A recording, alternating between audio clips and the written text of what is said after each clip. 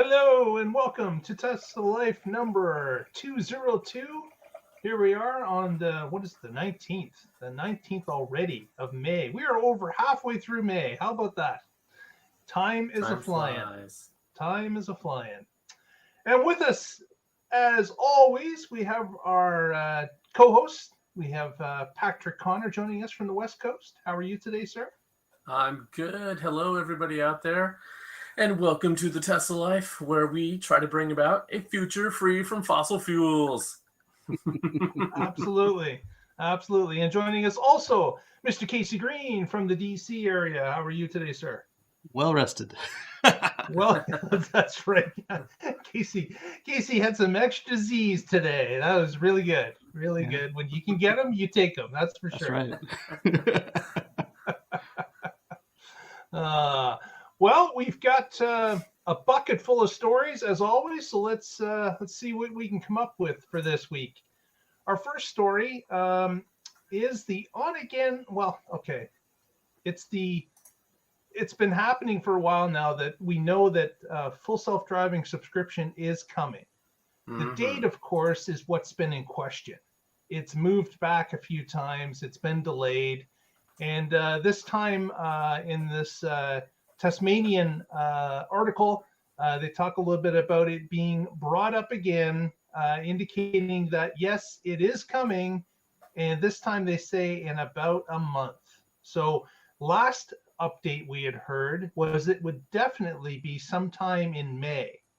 But with this update, it looks like it may go beyond May into June. So if you're waiting for that monthly fee and to even find out what that monthly fee would be for full self-driving, you're going to have to wait a little bit longer because it appears to be pushed back at least a couple weeks. Right. Yeah, we have no idea who's going to win our pool on how much it's going to cost per month. They're keeping this all in suspense a little bit longer. We've got everything from like 100 to 300. It's somewhere in there, probably. And then are they going to require a minimum subscription length? Right. Yeah, lots of speculation. Or a minimum commitment. I'm saying it's going to lock you in for a couple of years. I think it's going to be almost like a cell phone contract. Nobody loves those. No, they don't. No, but the people that are collecting the money tend to like them. Yes. Yeah. So we will see. I'm excited. But a bit again, some delay now pushed into most likely June, and we will see if that changes as June rolls along. Will they take away the ability to purchase it at that time? I hope not. Oh, I hope not. Yeah. So when there's the option to, I prefer to just own stuff outright. And the other question is, some folks are getting their hardware 3 upgrade when they do other stuff. At that point, will they be eligible for a hardware 3 upgrade, or will that be the requirement to get it if you don't have an FSD purchased? That is a really good question. So that I could see that requiring a contract term. Hey, we're going to upgrade your hardware, so you have to subscribe for at least a year. Yes. And the first in the chat is JT24. Ooh, hey, hello, JT. JT gets the star today. Followed closely by Derek. That 30 seconds is not giving him enough time at the beginning. 32 seconds. Well, with that, another June story, let's move over to Casey. See what's going on with another delay. Speaking of June, so some folks who have reserved a Model S, plaid, just the plaid. I don't know that anybody else with a refresh has got an email, but maybe some of the non-plaids. But basically, anyone who's ordered a refreshed Model S, a handful of them have received emails stating that, hey, coming soon, we'll give you some more information. And then a few days later, they got an email saying that they should expect their car from June to July.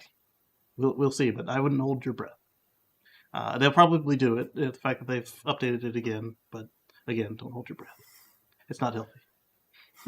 Yeah, it seems to be a recurring theme here that we've got a number of cars that have been delayed on delivery. We had hoped, as Tesla had mentioned, they would start deliveries first, second quarter of the year, but it just got pushed back, and that could certainly be because of shortages of parts.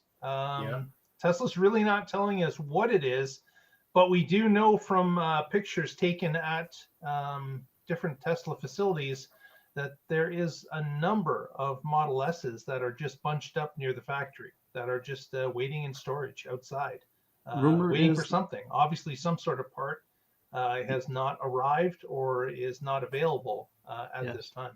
Rumor is there are some 10,000 to 20,000 Model S's headed to the local service centers and delivery facilities with missing parts. So they're going to be arriving, but they'll be on hold for whatever this missing part is.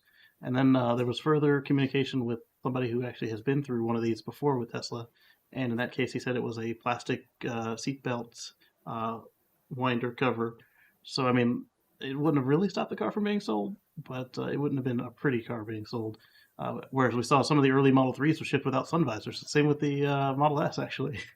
No sun visors. And it'll be interesting to see how this plays out and what the part is, the fact that they are willing to actually do a hold on it. I mean, is it a ship?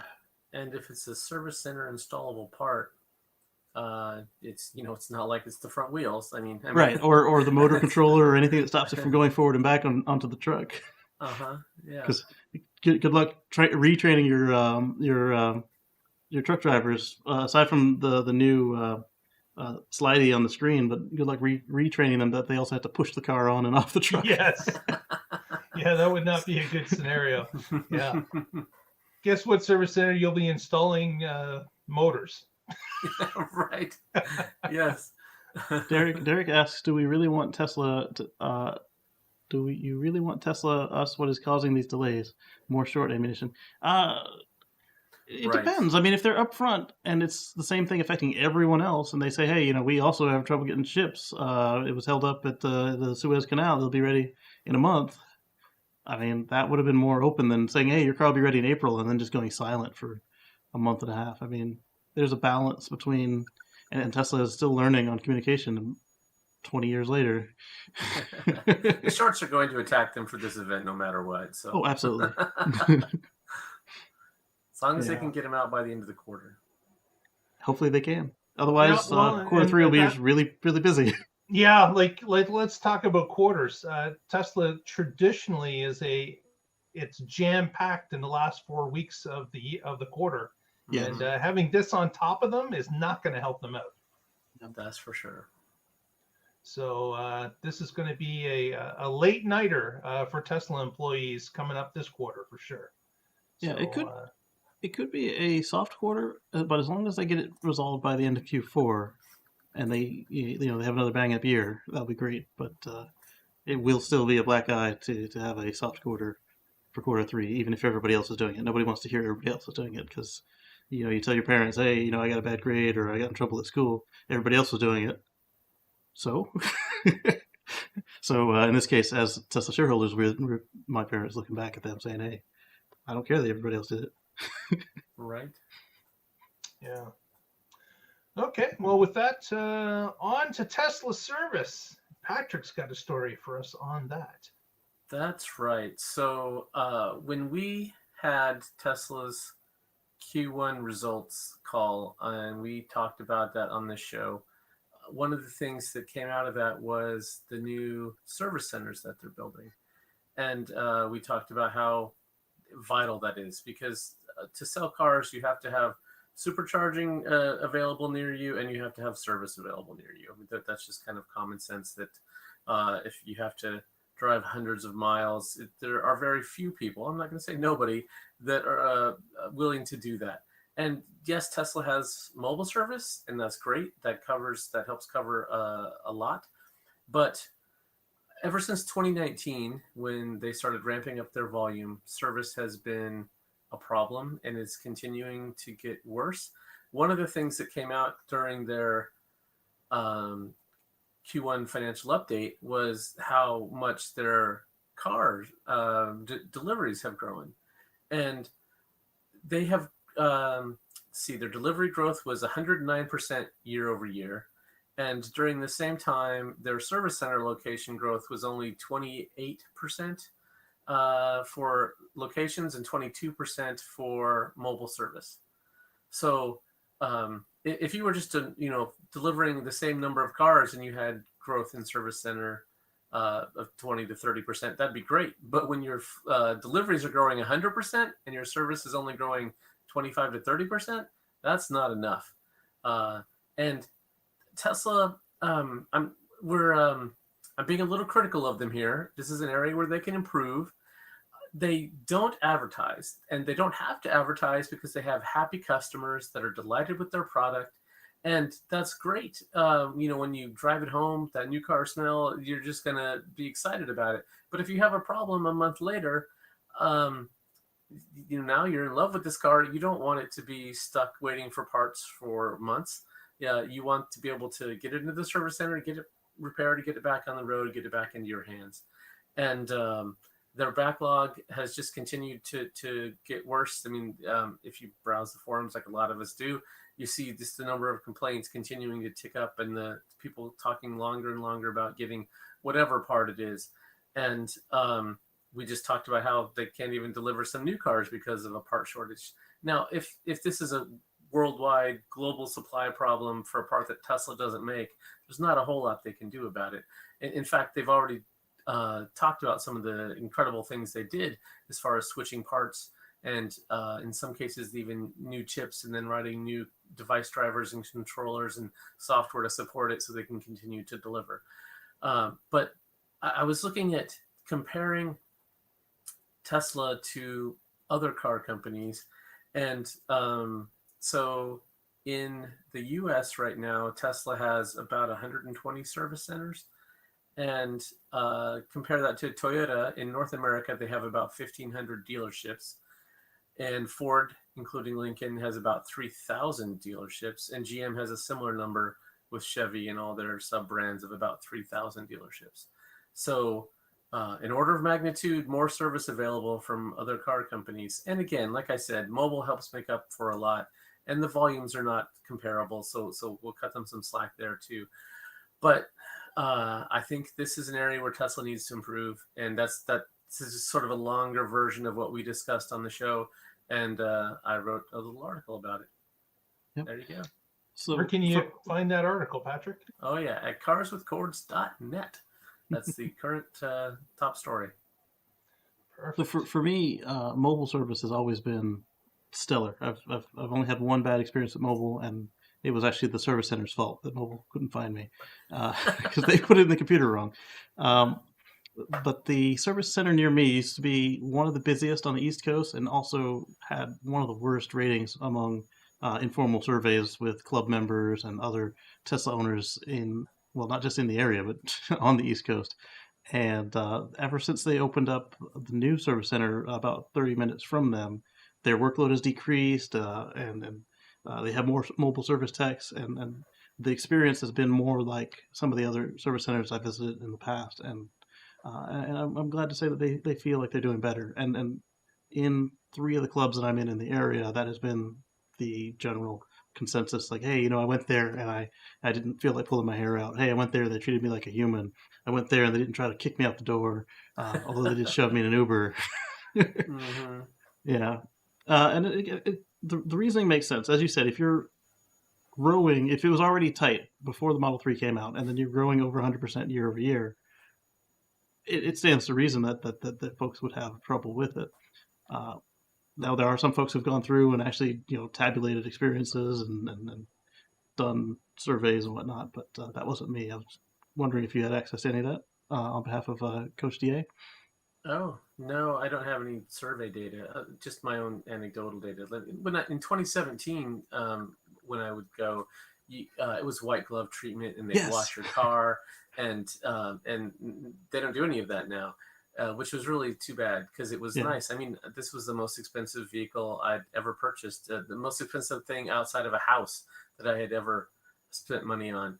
And so to then get that luxury treatment, that was just great. And then that's long since gone, And stuff that on the Model 3 that I know they would have done as goodwill servicing on my X in 2016 or 17. They didn't do it all on the 3.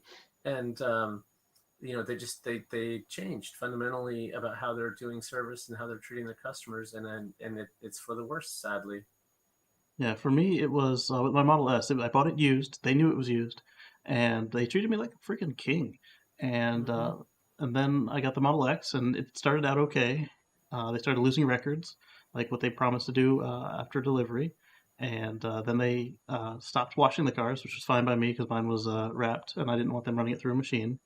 And then they unplugged all the phones, which was annoying. And as you said, certain things that would have been done for free, like they did a lot of out of warranty work as goodwill on my Model S. It was almost as if the first person actually bought the extended warranty, but they told me there is no extended warranty on this car, and because I was the second owner, I couldn't buy it.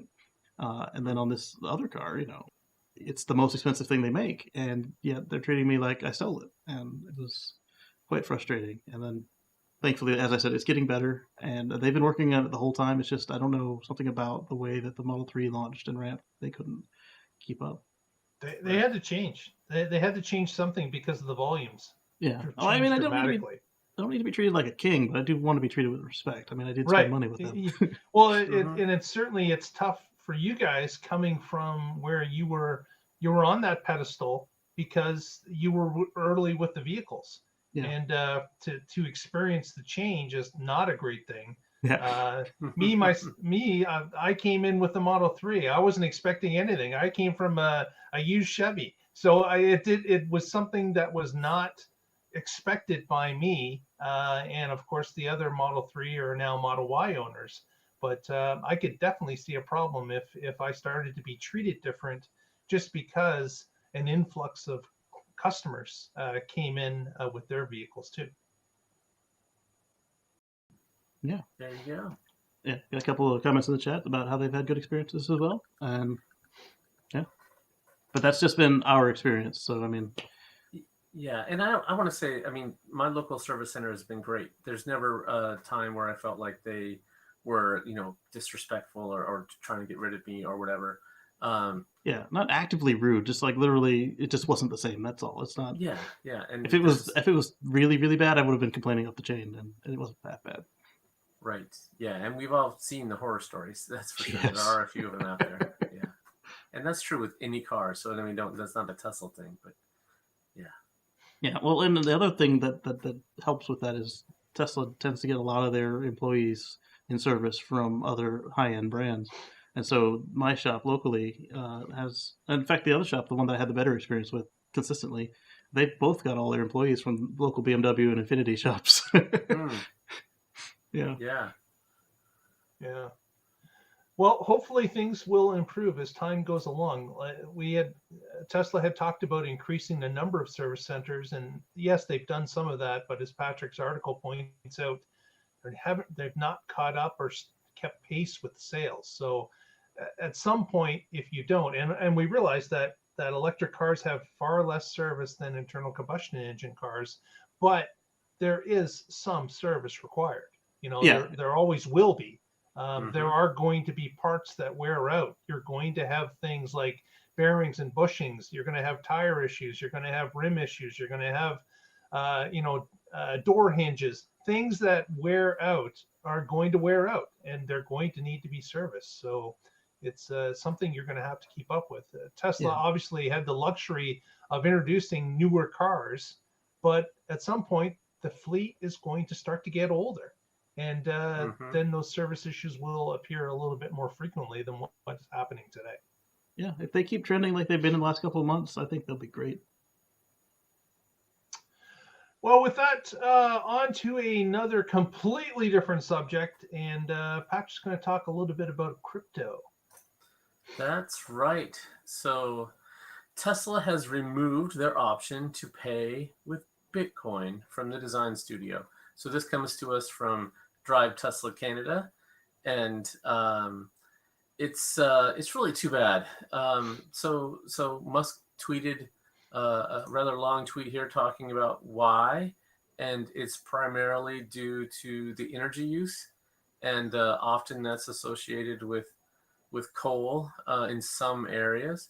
Now, as the grid greens, of course, this footprint will be reduced. But the fact that Bitcoin has recently had a spike in energy use is what really drove it. It's not that, oh, we didn't realize this when we decided to do it. It's that things changed. And so I'm not going to read the tweet. I'm sure that anybody watching this is following Musk on Twitter.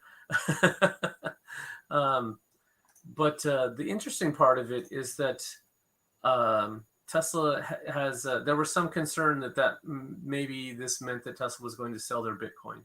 Well, they're not. So they've clarified they are holding what they have. And Musk even tweeted diamond hands. So that's for anybody at the Wall Street Bets folks. You're either diamond hands where you're hodl, or your paper hands where you're just selling and getting out whenever things look bad. So diamond hands means they're holding on. So they're going to keep the Bitcoin they have, the whatever it is, $1.9 billion worth. And the last part of this tweet was the most interesting, in that they are going to look at other cryptos that use less than 1% of Bitcoin's energy per transaction. So what will that be? Will it be Musk's favorite Dogecoin or something else? Or will Tesla make their own? We have no idea what's going to happen yet. He has tweeted about how he's working with people in the Dogecoin community to try to get that 100x better. And that would be interesting if they were able to do that. Someone did ask him directly about, are you going to make your own Tesla coin? To which he said, it's really difficult to make your own coin, not impossible, but taking one that's already out there and improving it is better than starting a whole new effort. So right now there's no plans for Tesla to make their own coin.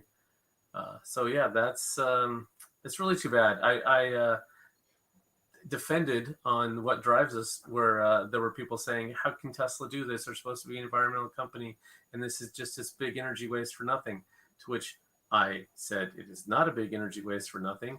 The entire financial system uses energy, every bank, every ATM, all these things. So it's the fact that Bitcoin uses some too should not be surprising. A lot of miners are going to be using energy when it's cheap. And so that's going to help balance the grid, not destabilize it. So anyway. You weren't wrong at the time. The problem was that, whenever this flood happened and it took out whatever green energy they had in China, and they fired up this coal plant, and in the gap you could see, however many percent of Bitcoin just drop, and then it came back. It's like, And I think that's what Musk was going on, is that particular, his whole thing is no coal, and right, it was run on coal. Yes, I do want a future free from fossil fuel, so I'm all for not firing up coal plants for this. Absolutely. Yeah. The thing I find interesting about this is that they knew that Bitcoin, before they even got involved with it, was intensive on energy, like compared to other cryptos, right? Right. Like that's common knowledge out there that Bitcoin, with the miners, with how it's regulated internally, that it's a power drain. It's a big power drain.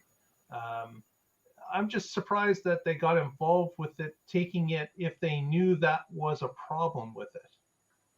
Well, when they got involved, Musk tweeted a chart out showing how much energy it was using, and then how it spiked since they got involved. I mean, it's like tripled since they got involved. And that's the way it's designed. Is like the more people there are, the harder it is to do, to slow down the rates. But right. So as it becomes more and more popular, the power consumption goes up, and that's like an unending story, right? Like that just goes to infinity. So if Bitcoin gets more popular, if it becomes more mainstream, if banks or other institutions or other companies start to accept it, then it's going to get worse on the power consumption side. It can. The incentive is to then get more efficient computing equipment and more Exactly. efficient power. But when it goes up 3x overnight, it's really hard to Yeah, they do can't that, prepare for that. Right. Yeah. especially in the middle of a chip shortage. Right. Yeah. If it scales with Moore's law, then as computing improves, then that's not a problem. Then the energy consumption isn't going to significantly improve. And as I said, even if that is growing, if it's growing at a rate slower than the grid is greening, well, that's okay too, because then the amount of fossil fuels consumed for it will be declining. And so as computing power increases, as the grid greeners, these things should be a trend in the right direction. It's just that, like Casey said, that it tripled or quadrupled in an order of months. The things that we just talked about don't scale at that level. They're much, they're multi-year kinds of things, not just 24 months. Yeah. And then there were a couple of fudsters out there lying, as usual. Or stretching the truth, they do that too, but this time they were straight up lying. They said that Tesla sold their Bitcoin, and they did not. Oh, right. So. Yeah. And that's just to try to get the crypto community ticked off at Tesla to get them to sell their Tesla shares. that announcement alone was enough to do it. But really, what I'm thinking is, if I'm in that particular coin, so Bitcoin in this case, wouldn't it be better, since that's one of the ones that is like digital gold, there's not going to be any more manufactured. There's a cap, versus like Doge, where there is no cap and there's inflation. So if I know that $1.9 billion worth of coins are missing, then my coins are now more valuable, are they not? Yeah, if the others are out of circulation, sure. At least for a while. Right. Yeah. Yep. Hey, Zachary got to catch us live. Cool. Very good. Casey's got our next story about some record quarter-mile times. Yes. So I don't remember who did it, but some folks were busy watching Tesla, and they've removed the video since this happened. But some folks were there exactly. at the track when Tesla, and I saw a really bad copy of a video that, because once you put it on the internet, it's pretty much there forever. On some level, and so I saw a bad copy of it, and it was impressive. So it was at 9.23 on the quarter mile at a trap speed of 152.16 miles per hour. Wow! Yeah, so that's the super fast, most likely Plaid Plus in development, right? They say it was a Plaid, but it could have been a Plaid Plus. We're not entirely sure without high res pictures and all that survived was low res stuff. But and it was 0 to 100 in 2.1 seconds. So it very well was probably the regular Plaid. Because if it's the Plaid Plus, it sounds like they got some more tuning to go before they can release it. So out at the track, testing it, getting ready to put some numbers on their advertising, or their probably on their dashboard when you order the car, so you can see that what your car can do in a quarter mile, top speed, and so forth. Yeah, that's interesting. That here's the thing: is that it doesn't matter what Tesla does unless they do it inside their building. There's always someone taking a picture of them or filming them doing something.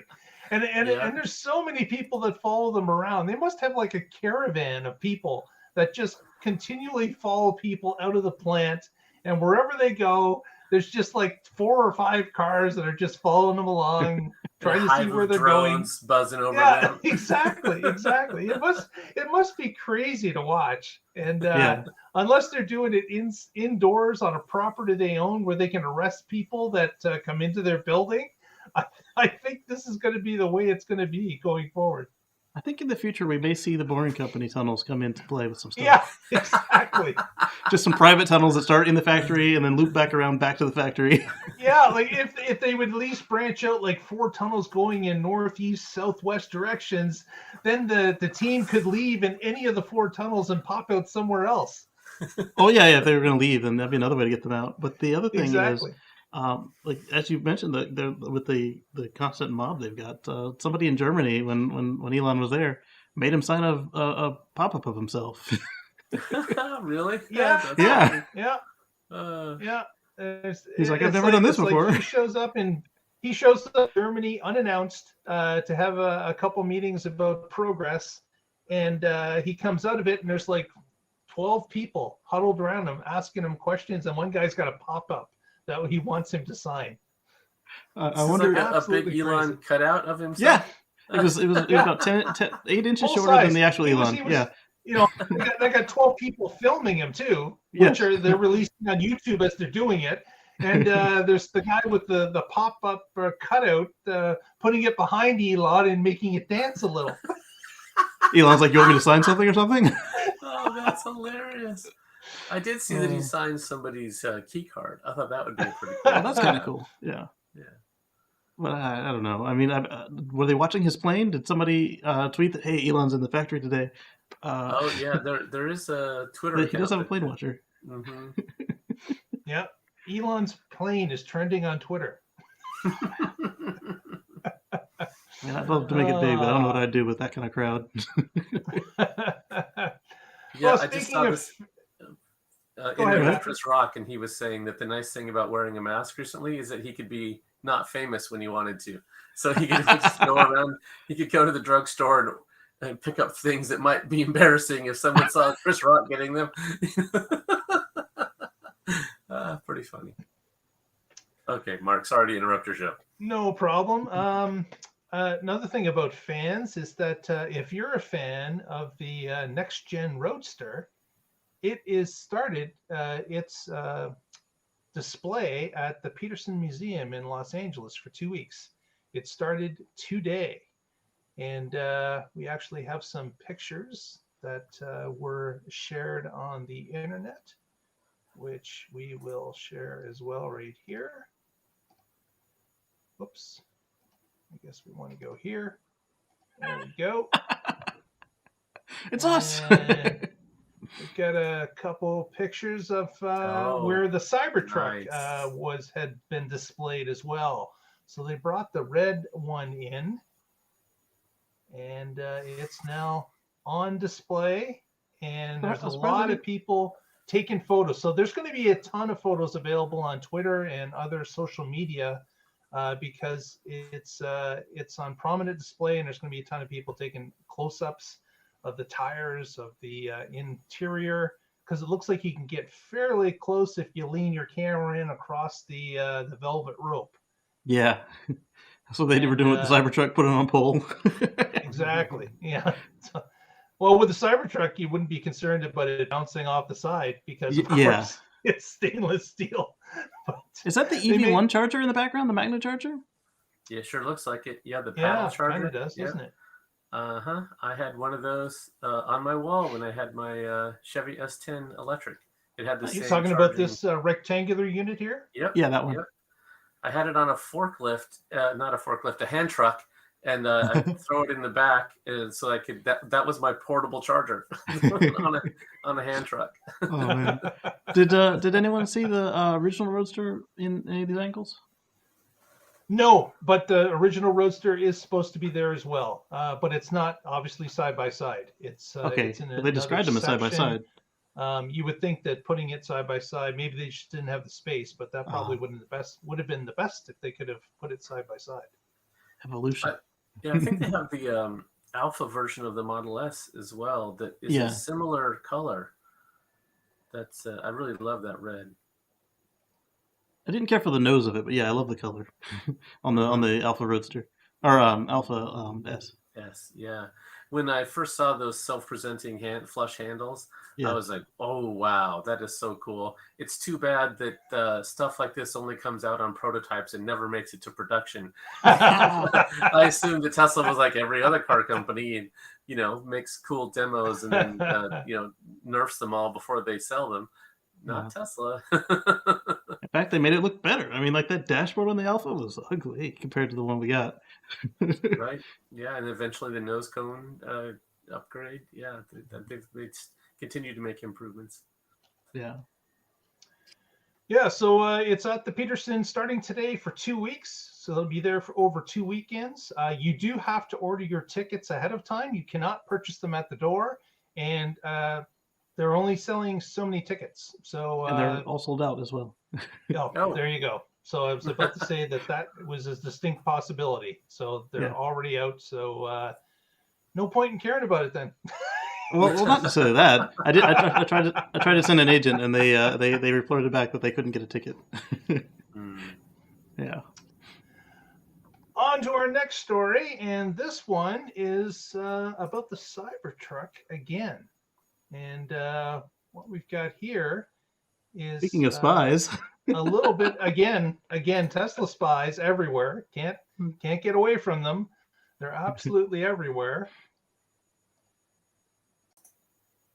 And what we've got here is the Cybertruck spotted at the Texas Gigafactory under construction, this time on the second floor. And we don't know why. We're assuming this is the same prototype that came from the New York the week before and had been driven down to Texas and is placed on the second floor inside of the uncompleted factory in Austin. So not really sure why. There's been no explanation from Tesla as to why this is. You'll notice the scaffolding that's in front of the truck. It looks like it's kind of on the third floor, but those lines there are just guide wires. They're not another floor. So it is sitting on the second floor. Yeah, the first floor is extra tall, and the second floor is not as tall. And then you've got this scaffolding in front of it. Not sure what that's for, or if it's for part of the reason of getting the truck there. Don't really know. Nobody saw the truck being raised into that space, so there's no real explanation. And it was spotted by, of course, another drone There's a person in front of it. You see that? day, as it drove around the plant a little bit in the dirt. And you remember the movie Lion King, when they're holding up the baby lion? Yes. That's Casey's guess. Yeah. Okay. So it's being held up for the world to see. But maybe this is going to be some PR. Maybe they're going to do some video shooting of the Cybertruck driving around in the unfinished factory. That would who knows? Look really cool and industrial and really go well with the cyberpunk theme of the Cybertruck. Maybe it was a movie or music video. We see the worker in front of he's wearing his high-vis vest, he or she. Yeah. And the person who recorded this on his drone didn't even know he captured it. Like it was his viewers went back after watching the hours of silent footage of the drone. They saw the Cybertruck silhouette there, and some folks said, "Oh, well, that hadn't seen the movie or the video, but had only seen the still frame." They were like, "Oh, it's just a banner, like Cybertruck coming here," and then the cyber nerds saw that no, it's different from different angles, so it would have to be a really good like hologram of a banner if that's the case. Exactly. Cool. So we're not sure why it's there, but it was spotted by some eagle-eyed people that watch hours and hours of Tesla factory building videos, and they came up with a great little story. So I wonder if it was. I wonder if it was functioning as a banner, like to inspire the workers. Hey, this is what you're building here, because like Honda and GM and the others, they all put, hey, this is what's going to come here. This is the home of the Accord, or this is where this Chevy Volt is built. Yeah, it makes sense to have it there. And since it's a prototype, if you don't need it right now, it's cheaper than printing a banner. That, but I would think to inspire the workers, they probably would have put it in maybe a more central site, and maybe a little fanfare behind it as well. That it's here, it's on a pedestal, or there'd be people showing up to see it all the time. And this kind of doesn't look like that. But well, they did show it off down in the dirt twice, so maybe that was out of the way for them. They were serving bagels up there and letting people get out of the rain. And until the bagel bar opens, it's going to be a little low key. But after that, look out. Exactly. Also, another story we've got is back to the Model S and racing. More Tesla spies. That's right. Yes. So we talked about the Model S Plaid, or maybe Plaid Plus, that was spotted at Laguna Seca. Well, one interesting thing that it had was a spoiler. So, But come on, Patrick. Every Tesla has a spoiler. right. Yeah, but this one is a giant rear wing. Oh, And it's not just a spoiler. Yeah, so let's see. They're doing the final testing of the tri-motor all-electric performance sedan that's been in development for years, and now the Kilowatts has noticed this, and they have tweeted this spotting that they've got there, and this is not just your typical spoiler. It is one that is adjustable. You can potentially have it changing at different speeds to optimize your performance. And when you're driving something like a Plaid or a Plaid Plus on a track in track mode, you're definitely going to want to have something as cool as this to make sure that you're getting the best performance that you can get. And spoilers are not like new at all to Tesla, as you mentioned, Casey. And even the early Model X performances had a active spoiler. So this is in that same vein. And they've got some pictures here. We have the story on Teslarati, and you can see the photos there. Now, yeah, on our screen here on the stream. Oh, good. Yes. Oh, yeah. I've switched over. Yeah. Cool. This is a lot beefier than the one on the X. Yes, definitely. And yeah, it's going to make sense. You've got a lot of wind going over that, pushing on it really hard. That you're gonna need some heft there to make sure it doesn't start flapping around or fall off. Or yeah, it has to be beefy. So Tesla's putting up some really great performance numbers and this is, I don't know if this is going to be part of it comes with Plaid or Plaid Plus, or if there's a track package on top of it that you need to get. Ooh, I hope it's just a standard part of the Plaid Plus. I would assume, but we don't know for sure. And they don't need a nickel and dime as options. I mean, this doesn't look like something that's a nickel or a dime. This is a few pennies. You're spending $160K on a car, plus another however much for the wheels and tires, and 12 to 15K for full self drive. I mean, come on. I can't imagine the cost of replacing tires on a track car. It would be absolutely wallet draining. But I guess if you're buying a $160,000 car that is king of the track, I guess that's part of the territory. Yeah. Right. And how much is a Lamborghini or something else? And this crushes it, and it's cheaper. I mean, and it's a family sedan. Yeah. After track day, you can go pick up your kid from soccer practice. Yep. That is impressive. Absolutely. Well, with that, who was going to do the... So let's talk about somebody else harassing Elon Musk. Yeah, something else. This one's not a spy, but so after his winning fight, Beneil Dariush, he had an impromptu word to share with Elon. He's like, "Hey, I've been waiting on my car. Where is it? I need something safe to put my children in." And he had a new baby girl, and so Elon said he'll look into it, and then they came up with the update. They loaned him a Model Y until his car is built and ready to go. So he's a UFC fighter. I'd loan him my car if he threatened me. Yeah, you got him and Joe Rogan looking back at you. Like, WTF, Elon?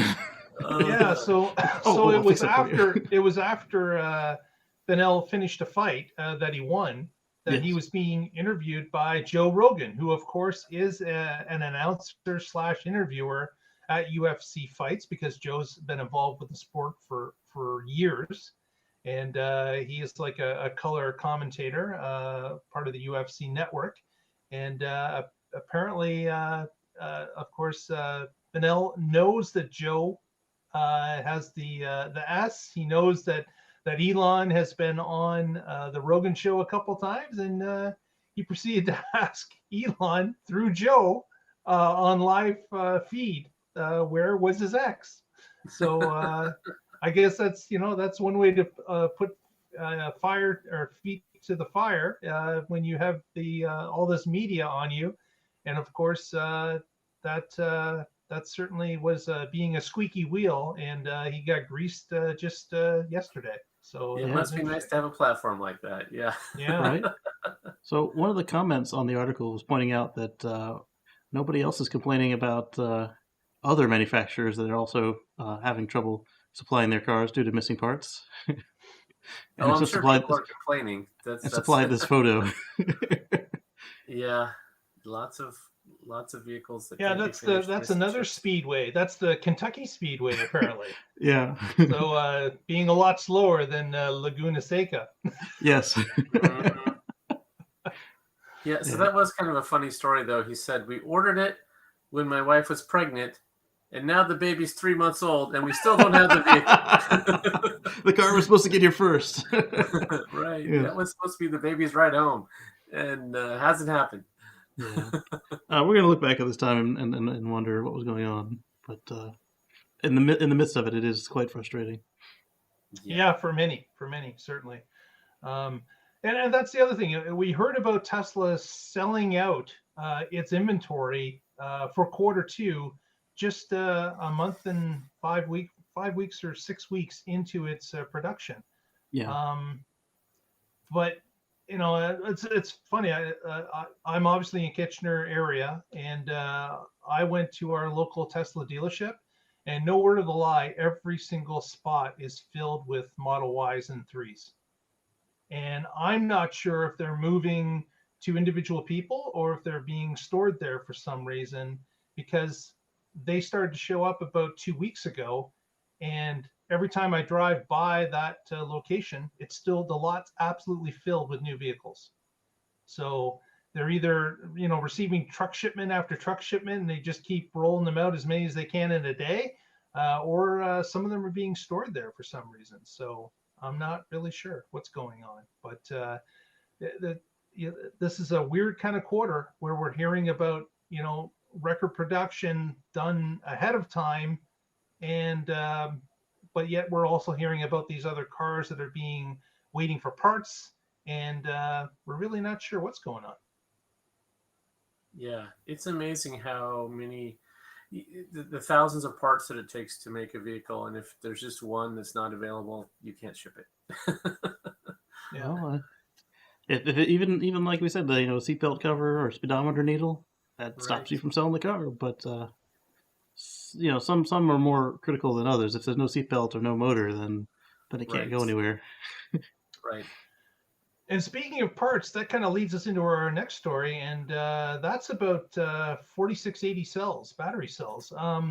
We had talked on this show previously, actually a few weeks, we have touched on this with the start of Giga Texas and Giga Berlin, hopefully by the end of this year. And we've still heard stories about them starting before the end of the year, production, both of them. We don't know which one's first, and we're watching that closely, aren't we, Patrick? That's right. But outside of that story, Elon commented on a Twitter question about the 4680 cells, wondering if the Model Y in Texas would start with the 4680s or if they would start with the 2170s. And Elon replied back that 4680s were what the Model Y was going to start with. So, and we've also seen a few pictures of Berlin with the casting of the front of the car, and of course the look of the casting looks like it's going to have that integrated pack attached to it. So that had led people to believe the 4680s were going to be the battery of choice starting. And it certainly makes sense. If you don't have to change it again, why would you not start with the 4680s to streamline production and not do an interruption unless you had to, because the 4680s were not ready. But it appears they're getting ready for the 4680, which is good news. I still maintain that you can if you do a structural pack with 18 650s or 2170s, and then you just phase in 4680 and encapsulation on site, but it won't make a difference to the construction. I mean, if you're just bolting them in, what's the difference? Yeah, if the packs are exactly the same, it's Or just at least that the insides are different. Yeah, the insides are different, but if the exterior is the same to the car and the factory, then yeah, they might weigh different though. Oh, that's Yeah. true. Yeah, I was surprised to see his tweet because we've talked about how the 4680, where are the cells going that they're making from their pilot plant? They've said that they're not getting the yields they want yet. So that kind of, to me, meant that they weren't going to be delivering those cells at all this year, and that everything else would have to use their existing cells. And I guess not. Yeah, so it's and then of course with the 4680s, that of course is also going to giving them the efficiencies of scale, the efficiencies of density, the efficiency of cost reduction. So obviously they would like to start with it, but yeah, when we had heard on Q1 about Elon talking about the 4680 yield rates and how it wasn't quite where they wanted it to be for customer acquisition yet, we had surmised that they might be using the 2170s at least to start. Right. Yeah. It's kind of hard to jive those two statements together, though. I mean, because it seems pretty clear that it wasn't what they were expecting. I'm curious how they square that circle. Yeah. So my guess is that Musk said that because that's what he wants the plan to be. And then when we get to Q4 and push comes to shove, they'll say, okay, fine, we'll use the 2170s even though we didn't want to. But unless you push for it, there's no chance. This is true. He's going to push and try to get it to happen the way that we all want it to, but then compromise when you need to. Yeah, that could be it too. That absolutely we've seen him with of course Musk does get ahead of what's really happening out there, or what is possible, regularly setting those goals. Right. Yes. So, as we have seen many times in the past. Shoot for the moon, miss, and land on Mars. I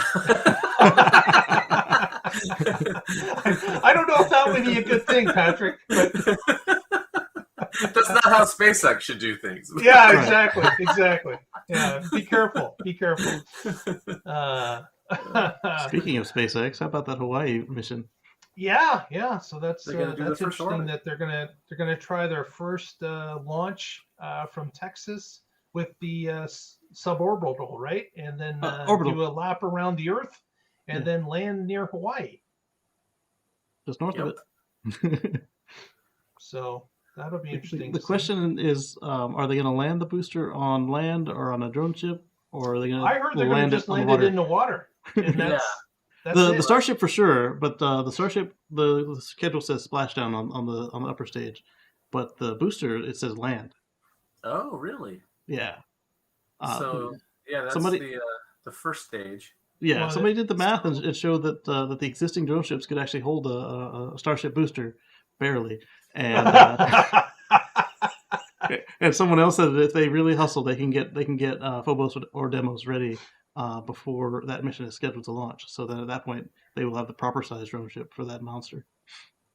So the first stage to go with Starship is that Super Heavy? Yeah, Super Heavy is the name of this first stage. Yeah. So have they flown any of those yet? No. So they built one and took it apart. So I mean, they've done all the various Starship versions, and we just watched serial number 15 do its landing, and that was incredible. Yeah. But now they're already planning on launching the first stage. Shouldn't we see similar tests of the first stage? I don't know that you really can. The first stage can hop like we saw with Grasshopper and what became Falcon 9. It can, but you need some sort of nose cone to actually do a extended flight. Yeah, the aerodynamic stresses would rip it to pieces. Okay, so they have, and of course that progresses to allow them to do more testing on Starship. They're just pushing it further and higher and longer for it to come back and land somewhere. So it makes sense that now that they believe that Starship is functioning with its landing and its procedures correctly for landing, that they can move on to, okay, let's push it higher and faster and longer. And we do that with the with the booster rocket that we need to now test it landing as well. Coach DA brought up a good point on the 4680s. He said, what if they actually do put them in the Model Y at launch on Berlin, and it's just in the performance model? Oh, never thought of that. Yep. Yeah. Could be just a variant of a certain model. Absolutely. Yep. And Tassoon's asking when the next launch is. They have said soon. Let me see if it's on the. They had said they might launch SN15 a second time, but no date has been set for that. Mm-hmm. Yep, let me see the launch schedule real quick. But I understand that the one that's supposed to land in Hawaii, they want to do that at some point before the end of this year. Yeah. There aren't any showing up through June or July, but we know they're going to launch it again before then. Oh, wait, there we go. July. Falcon. No, that's Falcon Heavy, sorry.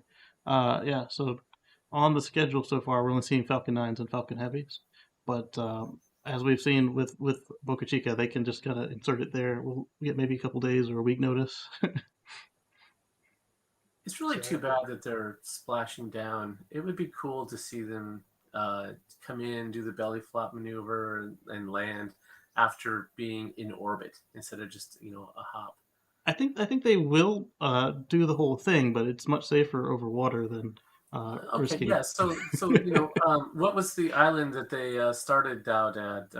Quadrilane, or go to the one. There's some little teeny island out there that they could try to land on, and if it explodes and it was an uninhabited island,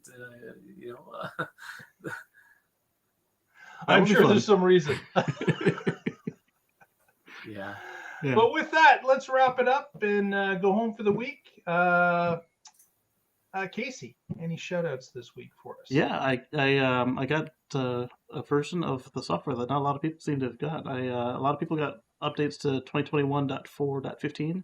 I got 2021.4.18 and have started a deep dive into that. And early this morning, I released a video on the second test box and what I got inside. You can catch that at youtube.com/Casey Green. That's KACEYGREEN. And you'll catch all of us here in about an hour live for the first time in over a year on what drives us to watch the Ford F-150 Lightning launch. Exactly. That's be great to see what's going to happen there in just a few hours. Yeah. Patrick, any shout-outs for us to wrap up the evening? Sure. Yes. I am with the Oregon Electric Vehicle Association. You can find us at oeva.org. And I have a little different shout out to this time. There's a podcast YouTube channel that has a lot of the same sort of content that we cover here. It was called Our Ludicrous Future. And they just had their final episode. They decided they are disbanding, and it was 3 Tesla fans chit-chatting about Tesla and stuff that they thought was cool. So hopefully all of their audience now comes to us. Right. Because they were 3 very popular YouTubers. So they had a huge audience compared to us. But no, seriously, I just want to give a shout out to a bunch of shows that were once and now are no longer that I really enjoyed. There was Plug Your Ride, a couple of Tesla owners from the radio industry talking about their experiences as owners, and they went off last year. They said they had an episode called "We've Said It All," and so that one's over. The Tesla show, that was a great one. They were on weekly, then quarterly, and now whenever they feel like it, which has been months. So that one's effectively gone. I mean, they could still come back occasionally. And Talking Tesla, that one was hilarious. It was weekly, then it was daily for a while, then it went back to weekly, and now it's whenever they feel like it. Actually, it was off for a while, then came back from their hiatus, and now is back to whenever. So daily is hard. Yeah, and weekly's hard. Yes. Technically, their daily show. Weekly's riding that line. Yeah. Yeah, that's our show. We ride the line every week.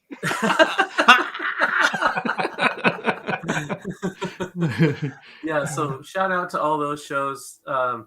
And this hopefully we keep going and we don't join them anytime soon. Yes. This is a lot of fun. Technically, we never ended Go Hypermiling, but I don't see us putting an episode out again anytime soon. All right. Well, we want to also thank Lee Moon for the music we use every week. Thank you, Lee. And we want to thank Patrick for his help with our I guess it's our Facebook page. And we want to thank Casey for his technical help of getting this show to air every week. It's a pleasure. And with that, we will talk to you next week and find out what's going on in the Tesla life. Good night, everyone. Good night. Stay positive. That's negative. Thank you, Lee Moon. Thanks, Lee.